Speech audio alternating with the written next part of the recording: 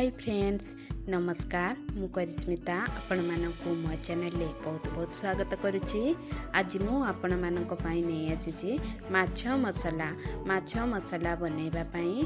देखंतु एठी मु माछरे स्वाद अनुसार लूण, किछि हळदी, किछि लंका गुंड देई गोळै रखिछि।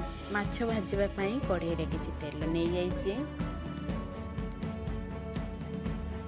तेल एबे गरम हो जाइए। एबे सेतरे माछ को पकई नबा।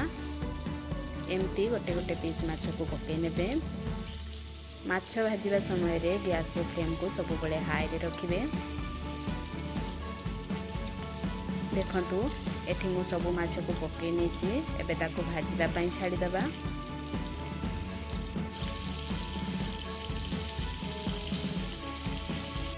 माछर गोटे साइड भल भाव में भाजी गलानी। एबे ताको एमती अलटाई नबा।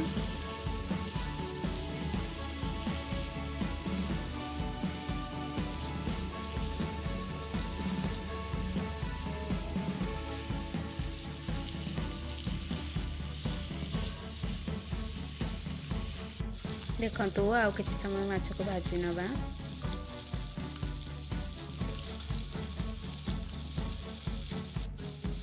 माछ एठी भल भाव में भाजी गलानी। एबे ताको प्लेट को बाहर करि नबा।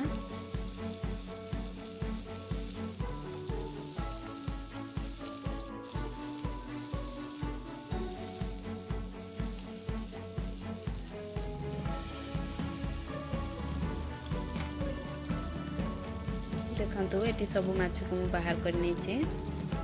माछर मसला पई कढ़ाई रे 4 चामच तेल गरम कर नेछि। एबे सेथिरे 2टी तेजपत्र को पकई नबा। गोटे चामच जीरा पकई नबा।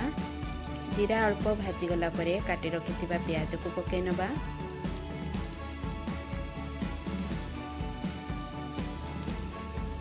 प्याज को एबे भल भाव में भाजी नबा।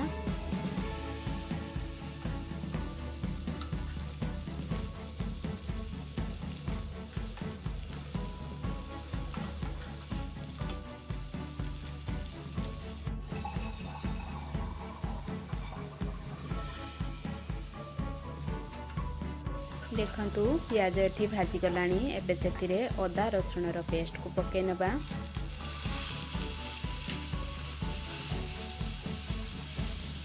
मसला रू अदा रसुण रो कंचा स्मेल जिबा पर्यंत मसला को एठी भल भाव में कसी नबा।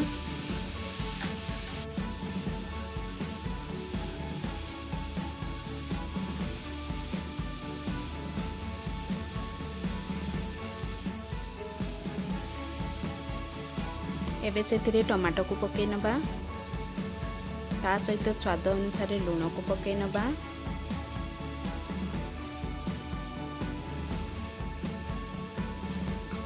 टमाटो मसला को भल भाव में मिसई नबा। एबे सेथिरे अल्प पानी देई कवर करि नबा।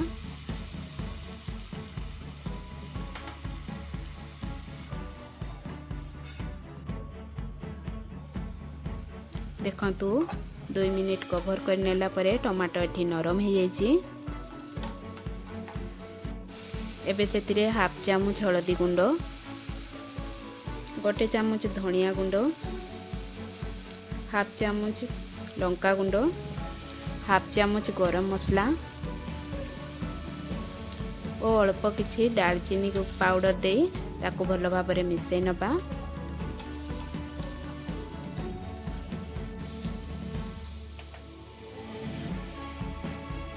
देखंतु मसला ठीक कसी हो गलानी। एबे सेतिरे आवश्यक अनुसार पानी दे दबा।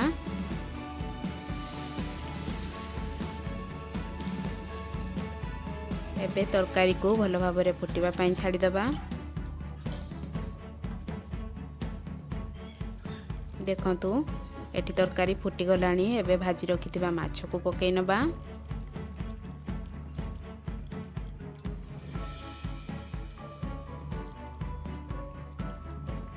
दुईटी कंचा लंका काटी रखिथिबा धनिया पत्र को पकई नबा और ताको कवर करी 5 मिनिट पर्यंत फुटिबा पई छाडी दबा। जदि आपण मानकु मो रेसिपी भल लगी थाए ताहाले मो चैनल को लाइक, सब्सक्राइब और शेयर करंतु। देखंतु एठी तरकारी फुटी गलानी। एबे सेथिरे किछि गरम मसला पकेइ नबा।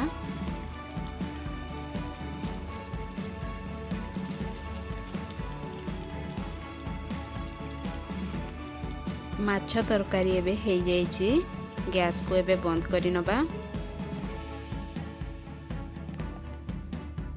धन्यवाद।